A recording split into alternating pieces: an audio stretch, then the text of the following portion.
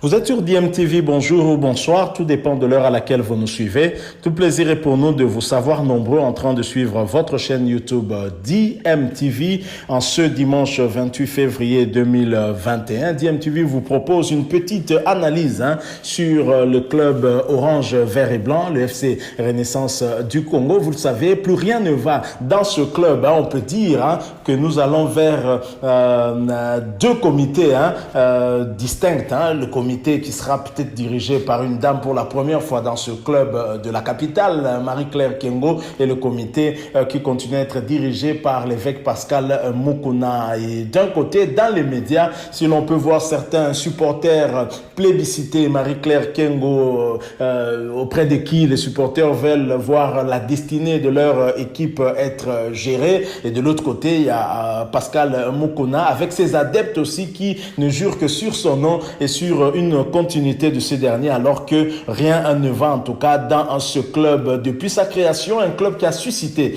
beaucoup d'espoir et qui a en tout cas, il faut le reconnaître, qui a apporté un plus dans le football de la République démocratique du Congo, où le stade ne se remplissait plus. Ce club a redonné vie au football ici dans la capitale, mais la mauvaise gestion dans ce club fait que ce club continue à prendre du retard plutôt que d'évoluer.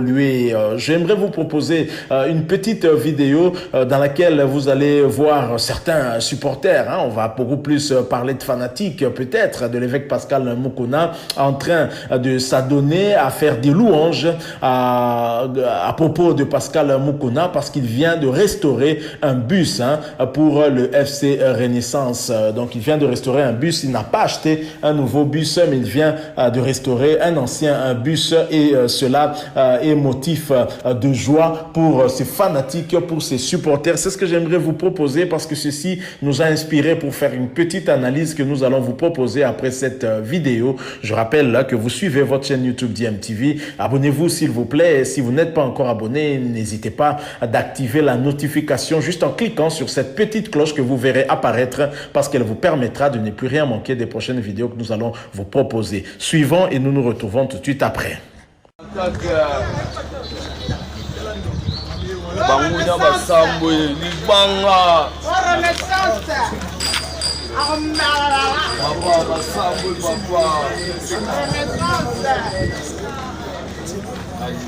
papa veki ubeta bango partout ya match leki ya vite leki ya masembe l'équipe nationale wa ya biso libanga bakokate papa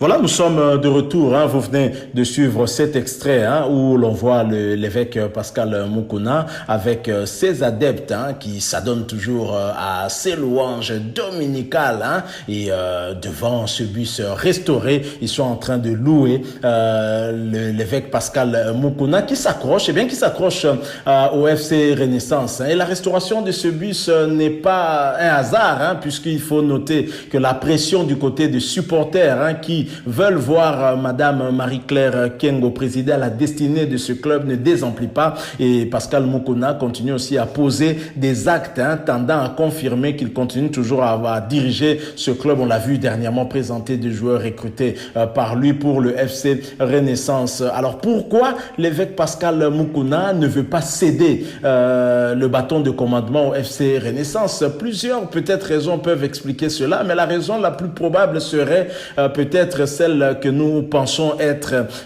pour lui le fait de vouloir continuer à bénéficier du soutien financier du chef de l'État actuel, Félix-Antoine Tshisekedi Tshilombo, probablement parce qu'il a eu écho, il a eu vent en tout cas que le chef de l'État allait aider les grands clubs du pays. Est-ce que cette manne-là ne sera pas une fois de plus mal gérée par l'évêque Pascal Mukuna, ou gérée en tout cas sans possibilité possibilité d'audit financier qui permettrait en tout cas de savoir si la gérance était faite de manière orthodoxe. Ce sont des questions que nous sommes en droit de nous poser, et surtout les supporters, les nombreux supporters du FC Renaissance dont la plupart sont découragés en tout cas par la manière dont leur club est géré. Il faut noter aussi que ce FC Renaissance qui a suscité beaucoup d'espoir, je l'ai dit, maintenant suscite beaucoup plus la déception qu'autre chose. Depuis sa création, tenez, ce club tourne en rond et n'a gagné qu'une seule coupe du Congo. Rien d'extraordinaire parce que Maniema Union ainsi que Nyuki ont fait la même chose, et ces deux formations ne disposent pourtant pas de soutien populaire qu'a le FC Renaissance grâce à ses supporters, les Bana Fibo. Le club tourne en rond, change des joueurs sans cesse et devient même fournisseur des rivaux, de ces clubs rivaux, l'ASV Club, tout comme le Daring Club Motema Pembe. Tout ça parce que l'évêque Pascal Mukuna n'utilise que des joueurs possédant des contrats précaires, des joueurs qui sont prêtés, etc. Il y a bien sûr quelques cas d'exception. On peut citer tel qu'un joueur comme Inonga Avaran qui évolue actuellement avec le Daring Club Motema Pembe, qui a été dans la charnière centrale des Léopards A' lors du championnat d'Afrique qui s'est joué au Cameroun. On se souvient de ce premier match, le derby du fleuve, où il était l'homme du match. Il a une très belle prestation, mais il n'y a que l'exemple de Inonga Avaran qui en réalité